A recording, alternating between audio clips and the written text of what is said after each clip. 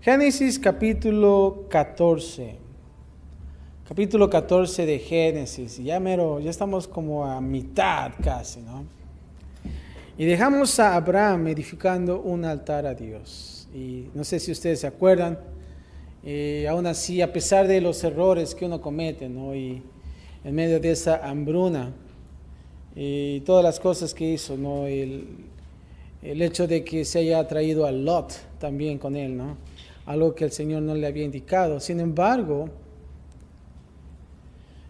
Abraham continúa y no se aleja de esa promesa de Dios también. Y él continúa, así como observamos en la vida de Noé cuando salió del arca, lo primero que hizo es edificó un altar. Así también en medio de esas situaciones que Abraham tiene, al último capítulo 13 vemos Abraham edificando un altar. Y así termina y concluye el capítulo 13. Pero ahora vamos a ver algo interesante también. Y algo que tiene que ver todavía con Lot, ¿verdad?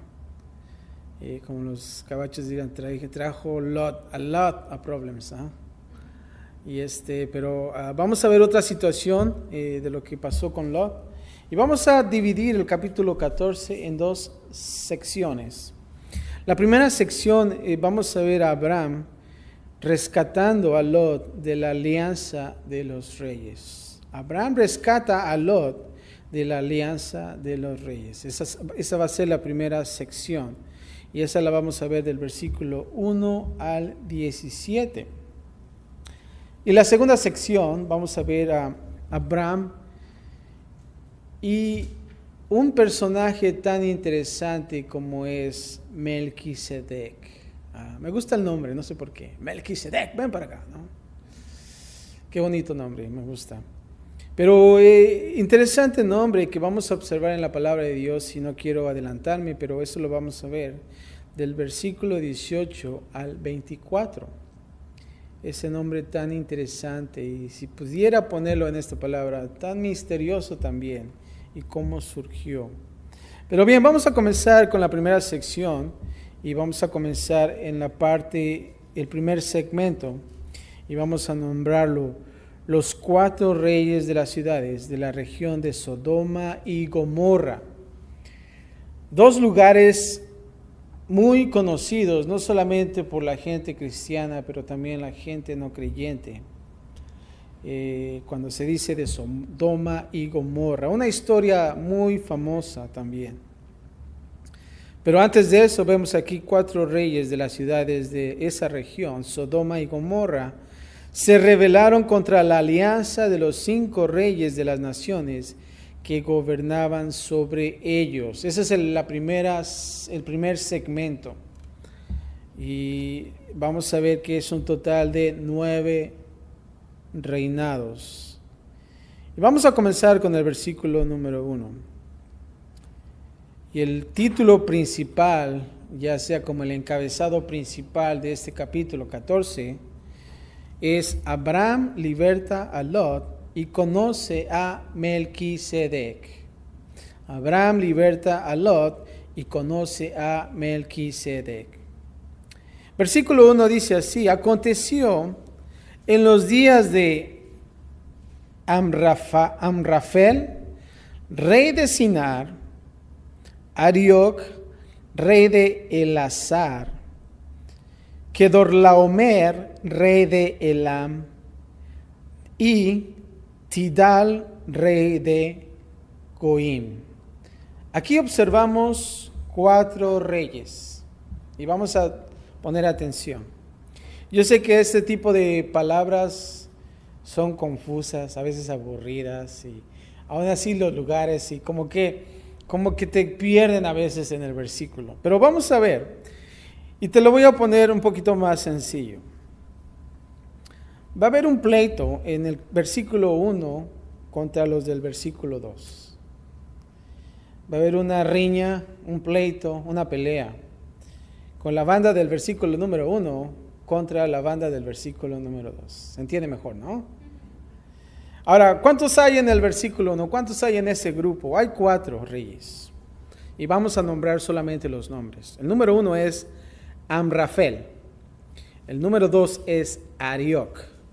El número 3 es Kedorlaomer. Ese es muy importante porque era el jefe, era el mero mero, era el que, como es el que partía el queso, ¿no? Pero era el mero mero de esos, de todo en sí, de toda esa confederación norteña de reyes. Pero vemos 4 reyes y el último es Tidal. ¿Ya los observaron? Ahí están, son 4 reyes. No observemos tanto el lugar, solamente para entender.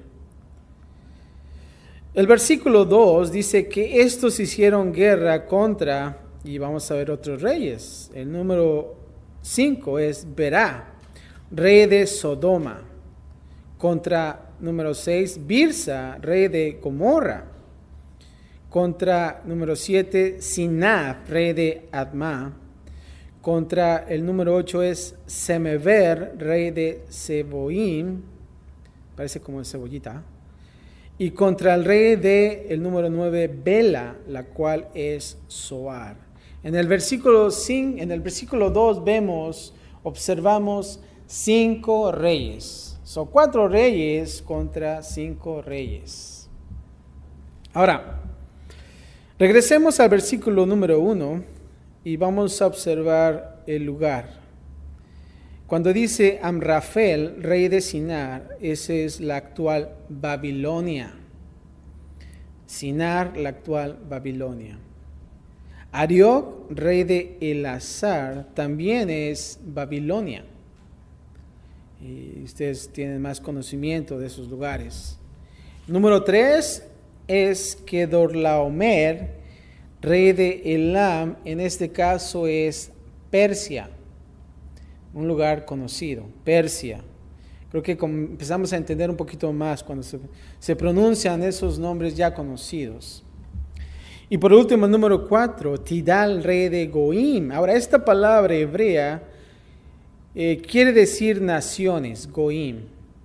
Ahora, no hay una claridad exacta acerca de que si es algo genérico o si es el nombre de un solo lugar. No podemos encontrar tanto de esto, pero podemos decir que era rey de naciones, de acuerdo a lo que es la palabra original. Pero bueno, eso es lo que hay en estos versículos. El versículo 1, los reyes comienzan a rebelarse contra los reyes del versículo número 2. Ahora, en el versículo 2 observamos estos 5 reyes. Estos son reyes de la llanura. No son tan importantes y no necesarios de conocer sus nombres. Ahora, ¿por qué digo esto? Bueno, el lugar en donde se situaban 5 ciudades en el área del Valle del Jordán, allí estaban comprendidas las ciudades alrededor de Sidón. Y más adelante vamos a entender un poquito más cómo se desenvolvió y se desató estas batallas.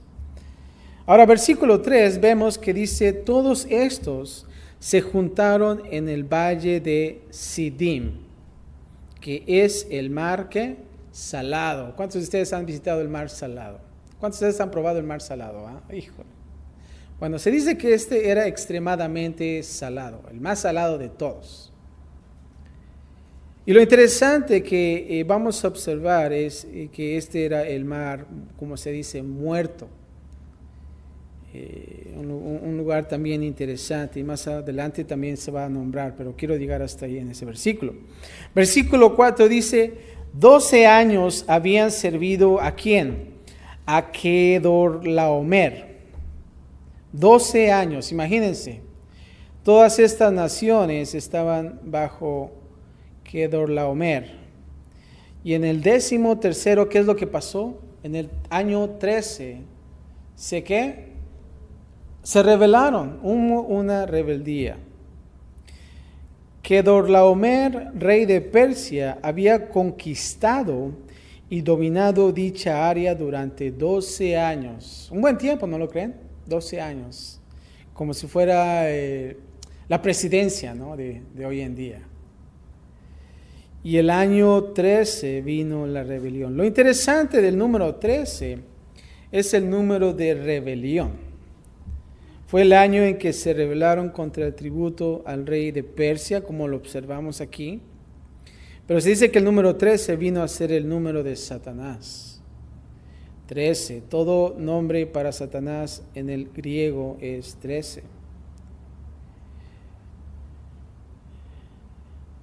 Se dice que en la arqueología verdaderamente se ha confirmado esta parte de la historia bíblica, en particular al descubrir grandes ciudades que nunca volvieron a ser edificadas.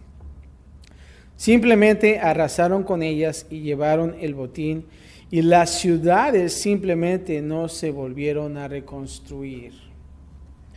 Este tipo de batallas eran batallas muy fuertes, y no solamente eso, pero como dicen, llevaban el botín. Pero algo interesante también, el número 13, el 13º año se rebeló. Versículo 5 dice: en el año 14 vino Kedorlaomer y los reyes que estaban de su parte, y derrotaron a los refaítas en Astarot, Carnaim, a los susitas en Am, a los emitas en Sabe Kiriataim. Versículo 6, y a los oreos en el monte de Seir, hasta la llanura de Parán, que está junto al desierto. Y volvieron y vinieron en Mispat, que es Cades, y devastaron todo el país de los amalecitas, y también al amorreo que habitaba en Asesontamar. Y salieron el rey de Sodoma y el rey de Gomorra, el rey de Adma, el rey de Seboim, el rey de Belá, que es Zoar, y ordenaron contra ellos batalla en el valle de Sidim. Ustedes observan, ahorita nomás pronuncian los nombres de los lugares. Y dice que ordenaron contra ellos batalla en el valle de Sidim. Versículo 9 dice: esto es, ¿contra quién? Contra Kedorlaomer, rey de Elam. O sea que se le fueron encima a este rey ya, que andaba gobernando, dominando. Y dice que fue Kedorlaomer, rey de Elam, Tidal, rey de Goim, Amrafel, rey de Sinar, y Arioc, rey de Elazar. 4 reyes contra 5. Ahora sí que 5 contra 4, no se vale, ¿no?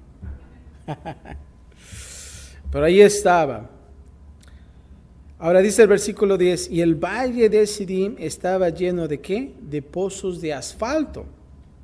Y cuando huyeron el rey de Sodoma y el de Gomorra, algunos cayeron allí y los demás que huyeron al monte.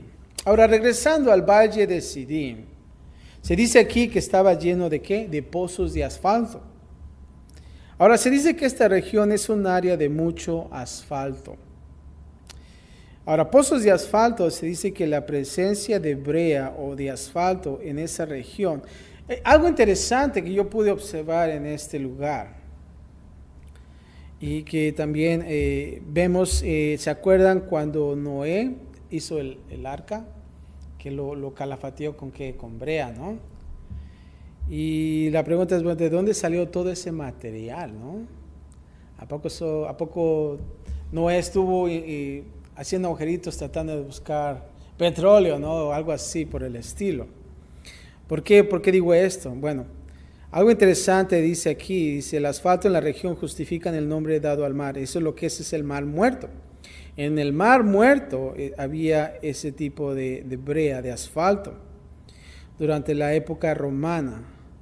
Un lago de asfalto. Yo me imagino ¿se acuerdan cuando se derrama el petróleo en el mar? Yo me imagino ese tipo de cómo se vería. Esa brea, ese asfalto, ese alcatrín también, que también se dice. Ahora dice que hoy en día no es raro ver flotando en la parte sur del Mar Muerto ese tipo de asfalto. Lo interesante también, algunos comentaristas dicen que se dice que cuando Dios mandó fuego del cielo para consumir a Sodoma, probablemente encendió estos pozos y probablemente estuvieron ardiendo por meses. ¿Se acuerdan de esa historia? Que la vamos a ver más adelante. Y cómo fue consumida por fuego. Bueno, quizás pudo que habiendo este tipo de lago de asfalto, pudo estar encendido continuamente. Algo interesante también que en la Torre de Babel ellos usaron brea para morteros. ¿También se acuerdan? Que ya no usaron piedra, que ellos hicieron sus propios tabiquitos, sus ladrillitos, ¿verdad? Hechos por hombre. Bueno, lo interesante es que ellos también usaron brea. La palabra brea allí es la misma palabra usada para alquitrán, asfalto. Algo más interesante, ¿se acuerdan ustedes de la familia Rockefeller? Una familia bien rica. Yo tuve la oportunidad de conocerlos personalmente, ya que trabajaba en un hotel y ellos radicaban ahí, la familia Rockefeller. Y si tienen dinero, demasiado, exagerado. Bueno, se dice aquí que cuando leyó la Biblia, esta persona de la familia Rockefeller, se dice que él vio este punto, este versículo, un momento, y se dio cuenta que esa palabra alquitrán debería de haber una relación con petróleo. Y es por eso que dice que él comenzó a explorar en busca de petróleo en esta área de Arabia Saudita o en Irán, entre otros. Y es por ello que se convirtió el hombre más rico, uno de los más ricos en esos tiempos. ¿Por qué? Porque leyó su Biblia y eso es su cabeza. Interesante, ¿no? Pero ya, hasta la fecha ellos son muy ricos. Pero es algo que realmente fue muy interesante que pude observar. Pero bueno, en el segmento 2 vamos a ver el transcurso de los ataques. Los 5 reyes tomaron a Lot y a todas sus posesiones. Y aquí cuando vemos algo interesante. Y dice el versículo 11, y tomaron toda la riqueza de ¿dónde? De Sodoma y de Gomorra, y todas sus provisiones, y se fueron. Versículo 12, tomaron también a Lot, hijo del hermano de Abraham, que en estos tiempos ya no estaba, había fallecido, que moraba en Sodoma, y sus bienes, y se fueron. ¿Quién es el que escogió este lugar? ¿Se acuerdan? El mismo Lot, ¿no? Abraham le dijo, ¿sabes qué? Pues escoge. Si tú vas a la izquierda, yo voy ¿a dónde? A la derecha. Si tú vas a la derecha, yo voy a la izquierda. ¿Y qué pasó con Lot? Dice que alzó sus ojos y dijo, man, el verde es vida, ¿no? Aquí hay riego. Y él escogió esos lugares, pero observemos realmente lo que está pasando ahorita. Hay guerra, ¿no? Hay situaciones difíciles. Y Lot es capturado, junto con todas sus pertenencias.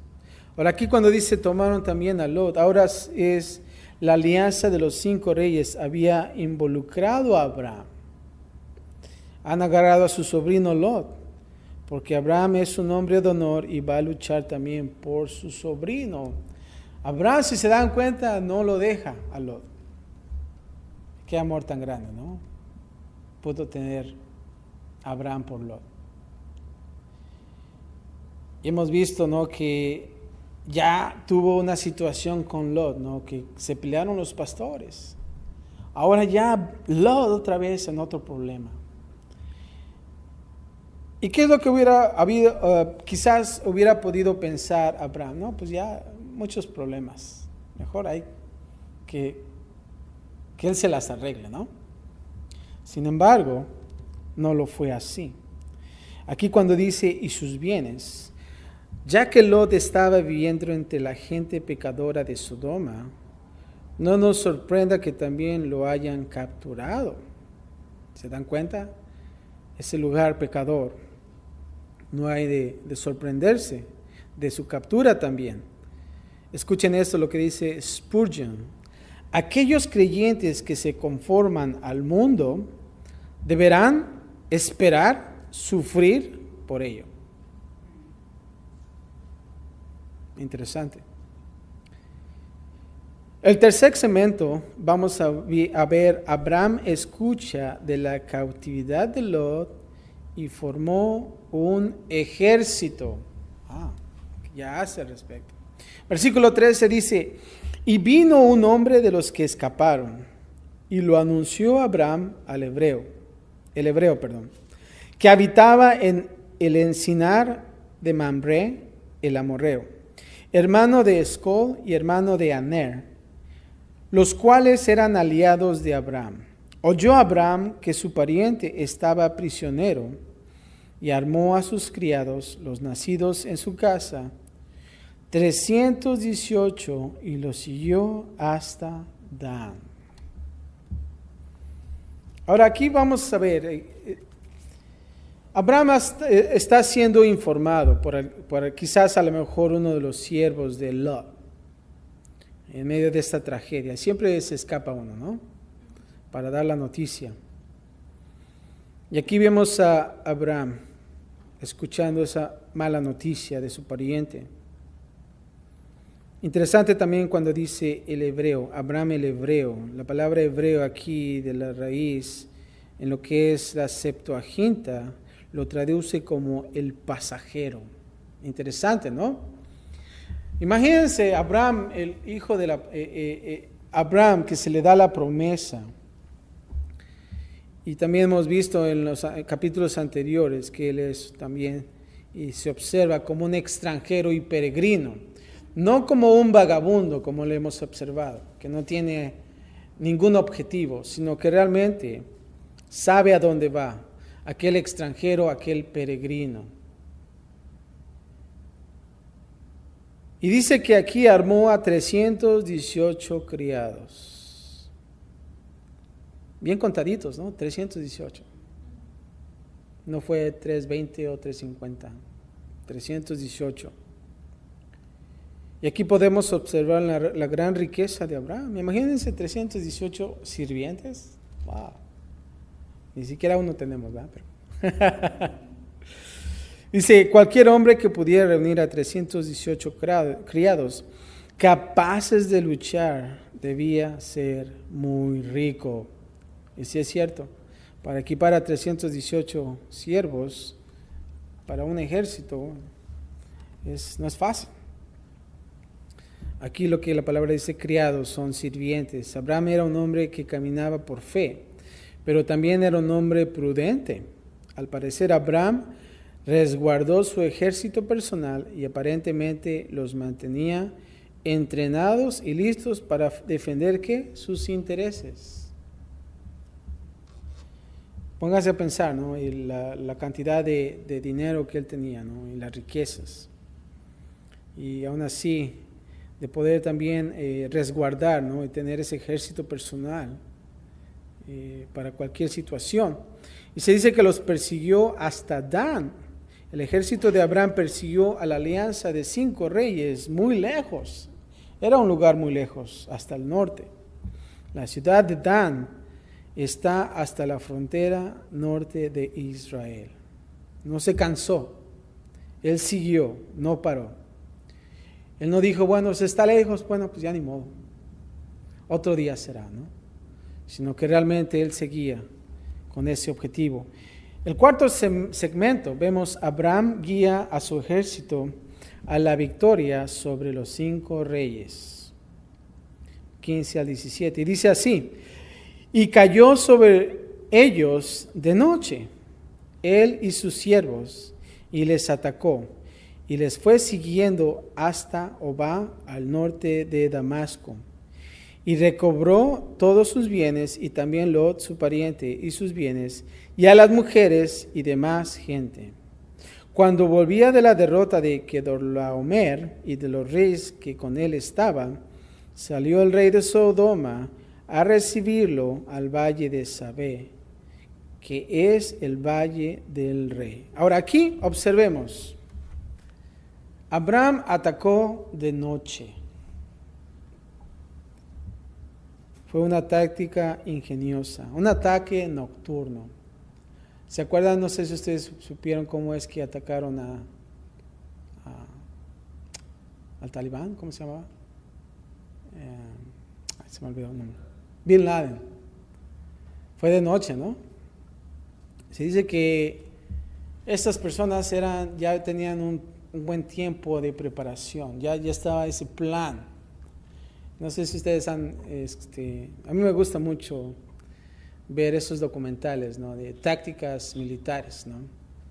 Pero algo interesante de esta ataque nocturno, ¿no? Que ellos estuvieran en constante entrenamiento. Y yo me imagino también de la misma manera aquí. Y a pesar de que tuvieron situaciones en ese ataque de Bin Laden, ¿no? Y un helicóptero no tuvo éxito, tuvieron que destruirlo, ¿no? Sin embargo, la misión fue exitosa, ¿verdad? Y aquí vemos también, en esa noche, él y sus siervos, y les atacó. ¿Se dan cuenta? Él también formó parte de esto. Y dice que les fue siguiendo hasta Oba, al norte de Damasco. Era un hombre sabio militarmente también. Con su ejército dividido en dos grupos, tuvo éxito en rescatar a Lot y recuperar todo el botín tomado por la alianza de los 5 reyes. Interesante.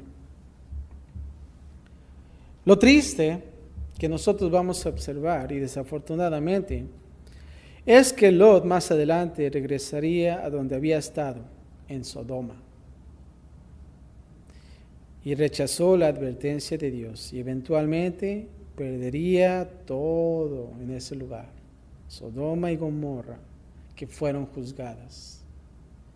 Y a veces nosotros quizás nos encontramos en esa situación, o a lo mejor observamos como terceras personas. Cuando una persona es rescatada de las manos del enemigo, sin embargo, cuando la persona se ve ya sana y salva, ¿qué es lo que pasa? Regresa otra vez, tristemente. Y le puedes decir, ¿sabes qué? Ya no vayas ahí, ya, no más. Va a ser algo más difícil y vas a ver más consecuencias drásticas. Sin embargo, de la misma manera, toman esa decisión de poder regresar a Sodoma y perder todo. Y es triste. Pero eso es lo que pasó realmente con la vida de Lot. Es prisionero de guerra. Pero realmente Abraham rescata a su sobrino Lot. Y no solamente a él, todos sus bienes también. Y vemos ahí como también Dios obra en medio de todo esto. La segunda sección vamos a ver a Abraham y ¿quién más? Melquisedec. Y puse como título en la primera sección, Abraham conoce a Melquisedec. Vamos a dejar un poquito esa historia de esos 4 reyes contra los 5 reyes.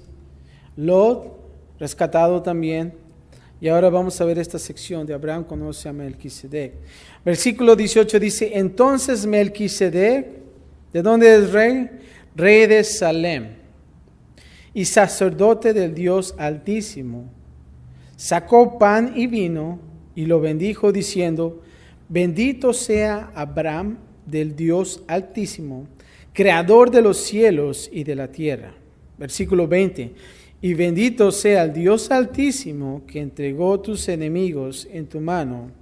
Y le dio a Abraham los diezmos ¿de qué? De todo. Me gusta el versículo 20, dice, entregó tus enemigos en tu mano. Fue Dios. Amén. Entonces aquí dice, entonces Melquisedec. Aquí no tenemos ninguna idea de dónde viene este nombre. Y cuando nosotros comenzamos a leer Génesis, vemos también las genealogías, así como también en el Nuevo Testamento, en Mateo, los primeros capítulos, vemos muchas genealogías y cómo salen los nombres, ¿no? ¿Se acuerdan cuando nosotros observamos a Abraham, su genealogía y cómo él salió? Bueno, lo interesante de esto es que no hay un registro de Melquisedec, ¿verdad? No hay ningún registro. Entonces, ¿cómo llegó a estar en Canaán? ¿Cómo llegó a ser un adorador y un sacerdote del Dios verdadero? ¿Y cómo Abraham llegó a saber de él? Solo sabemos que él estaba ahí. Y así dice, entonces Melquisedec. Ahora, Melquisedec, rey de Salem. El nombre de Melquisedec significa rey de justicia. Es un significado también interesante, ¿no? Él es rey de Salem. Salem viene de lo que es, se deriva de lo que es la palabra paz. Y en Salmos 76:2 vemos también acerca de Salem. Es la original Jerusalén. Y Melquisedec es el sacerdote del Dios Altísimo. Él era un adorador y sacerdote del Dios verdadero, gobernado sobre Jerusalén aún en aquellos tiempos antiguos. Una cosa que hace único a Melquisedec es que él es ambos. ¿Qué ambos? Un rey y un sacerdote. Ahora, la historia nos enseña lo peligroso que es combinar la religión con la autoridad civil. Dios prohibió a los reyes que fueran sacerdotes y a los sacerdotes que fueran reyes. Interesante, ¿no? ¿Y cómo es que aquí él es ambos? Eso lo hace más interesante. Ahora, eso lo podemos nosotros ver en 2 de Crónicas 26, del 16 al 26. Y vemos una historia también. ¿Se acuerdan del rey Usías que trató de hacer el trabajo del sacerdote? Y Dios lo aquejó con lepra. Wow. Era difícil, ¿no? Pero aquí nosotros vemos en Melquisedec que era una excepción.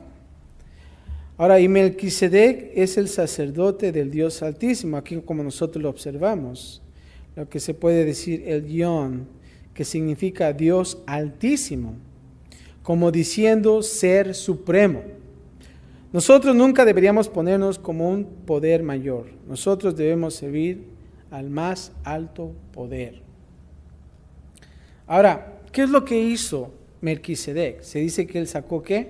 Pan y vino. Cuando tú escuchas la palabra pan y vino, ¿qué se te viene a la mente? La comunión, ¿ah? Eso es. Y dice, quizás él lo sirvió incluso como una manera al proyectar lo que sería el sacrificio que nos redimió. Así como el pan y el vino de la Pascua y de la cena del Señor miran hacia nuestro sacrificio redentor, Cristo Jesús. Interesante, ¿no? También cuando dice sacerdote del Dios Altísimo, Melquisedec como sacerdote hizo dos cosas. Pongan atención, él hizo dos cosas. Él bendice a Abraham y bendice a Dios. Melquisedec demuestra que un sacerdote debe estar conectado con ambos, con Dios y con el hombre. Y debe de ministrar a ambos, a Dios y al hombre. Interesante también, ¿eh? Ahora, aunque Melquisedec parece ser una figura oscura, se presenta como una persona muy importante en el Antiguo Testamento. Y eso lo vamos a ver más adelante también. Pero aquí aparece por primera vez. Salmo 110:4 dice que el sacerdocio del Mesías es un sacerdocio según el orden de Melquisedec. Ahí lo hace importante, en contraste de ser de la orden de Aarón. En Hebreos capítulo 5 al 7 pone mucho énfasis en esta idea. Eso ustedes lo pueden ver en sus casas. Hebreos 7:3 describe a Melquisedec así, sin padre ni madre y sin genealogía. No tiene principio de días ni fin de vida, siendo hecho semejante al Hijo de Dios. Permanece sacerdote a perpetuidad debido a este pasaje. Algunos creen que Melquisedec es actualmente una apariencia de Jesús antes de nacer en Belén. Qué más interesante, ¿no? Otras personas han sugerido quizás que es Set, el hijo de Noé, o Job, o un ángel. Bueno, incluso otros han especulado fantásticamente que Melquisedec era un visitante del espacio exterior. Un Adán no caído. Pero bueno, no queremos ir más para allá. No se puede decir que la cuestión se haya decidido completamente. De otra manera, los eruditos se habrían puesto de acuerdo acerca de la identidad de Melquisedec hace mucho tiempo. Pero lo que podemos nosotros decir, por lo menos, que él fue un tipo muy destacable a la imagen de Jesús. Y aquí dice que Abraham dio los diezmos, ¿no? Abraham le da al Señor, a través de Melquisedec, el diezmo de todo. Esto se refiere a una 10ª parte de todos sus bienes y no de sus ingresos. Cuando nosotros, de la misma manera, es un acto de adoración, ¿no? Y cuando nosotros venimos, dejamos también nuestros diezmos, y de la misma manera aquí Abraham lo hacía.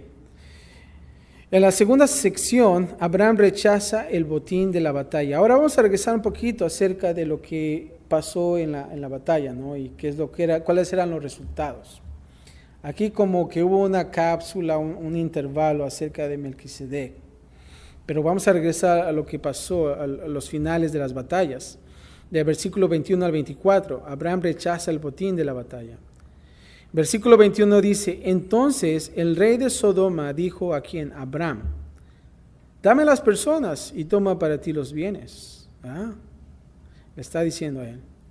Y respondió Abraham al rey de Sodoma, he alzado mi mano a Jehová, Dios Altísimo, creador de los cielos y de la tierra, que desde un hilo hasta una correa de calzado, nada tomaré de todo lo que es tuyo, para que no digas, yo enriquecí a Abraham.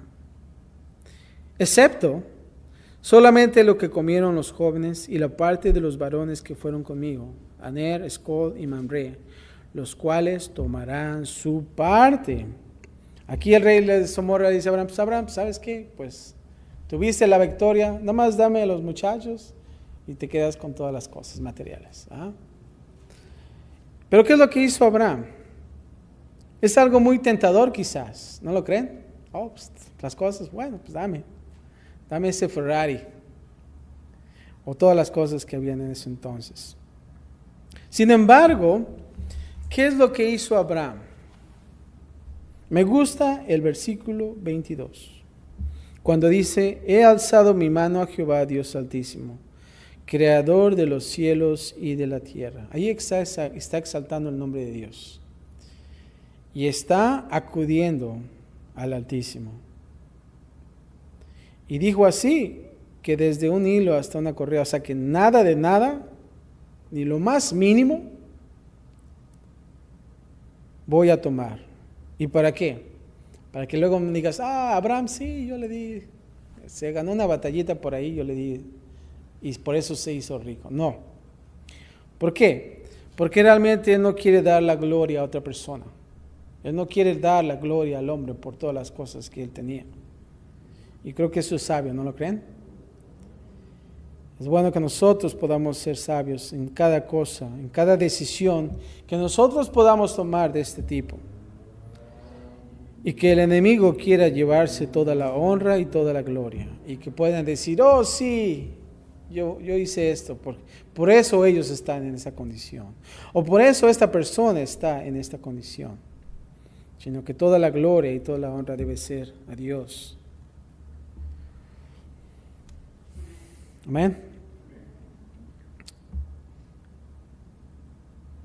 Cuando estamos dispuestos a buscar lo que los hombres tienen por éxito en la carne, por métodos del mundo y de la carne, ¿cómo podemos decir que Dios ha dado éxito si viniere? ¿Cuánto mejor es dejar que sea Dios quien te eleve para que Él reciba la gloria y que tú también sepas que fue su trabajo. Y también que nosotros no nos elevemos también, ¿no? Oh, ya, porque yo soy el ungido de Dios, pude hacer estas cosas, ¿no? No. Y creo que es importante que nosotros tengamos cuidado de eso. Se dice que el mayor pecado que David pudo hacer no fue quizás el de Betsabé, como se puede ver, sino fue cuando él quiso hacer un censo de cuánto equipo militar él tenía. Él le dijo a uno de sus líderes, ¿sabes qué? Ve y cuéntame cuánto tenemos. Y sabes que le digo, no. Y le digo, no, yo quiero que tú lo hagas, ¿no? ¿Y qué es lo que podemos nosotros observar de ese acto que David hizo? Creo que ya estaba empezando a ver lo que él tenía, ¿no? Y qué tanto poder había en él ya. Y eso es lo más triste, ¿no? Y comenzamos en sus primeras batallas de vencer a aquel gigante con solamente una onda, ¿no? Qué mala onda que no haya pensado así ahora. Y creo que es bueno que nosotros nunca dejemos esa onda, sino que realmente hagamos siempre esa dependencia de Dios y que la honra y la gloria sea siempre a Él. Y de que cada cosa que nosotros seamos parte como instrumento, es siempre de dar gloria a Dios por todo. Y creo que aquí, de la misma manera, Abraham, él entiende eso. Y él no quiere que la gloria sea para un hombre, sino que sea de continuo a Dios.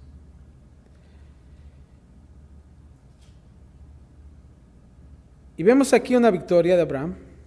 El capítulo 13 quizás fue una situación no muy fácil de Abraham, pero aquí vemos cómo Abraham rescata a Lot y cómo él prepara a esos 318 siervos para la batalla. Y creo que de la misma manera nosotros como siervos debemos estar preparados para la batalla, ¿no lo creen?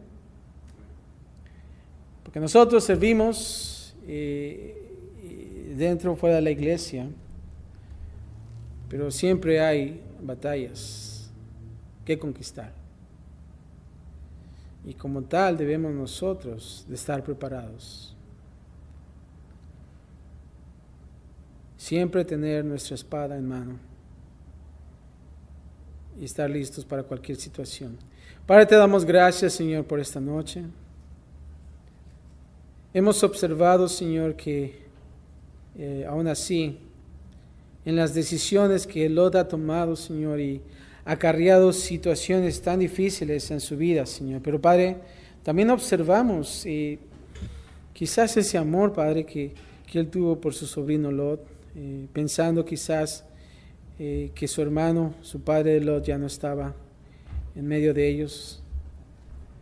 Ver a Lot en situaciones difíciles desde el comienzo, Padre, en la riña entre los pastores, de que Abraham tuvo que tomar la decisión de poder separarse para estar mejor, vivir mejor, Señor.